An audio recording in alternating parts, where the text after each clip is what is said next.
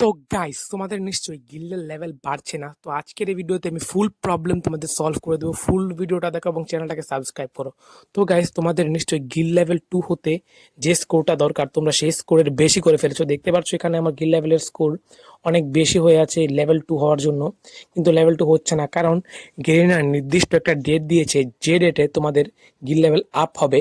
তো দেখতে পাচ্ছ তোমাদের আমি একটা পোস্টার দিয়ে দিয়েছি, সেই পোস্টারে সবকিছু লেখা আছে যে মানডে 4টা বাজে, মানে সোমবার ভোর 4টা বাজে তোমাদের গিল লেভেল আপ হবে।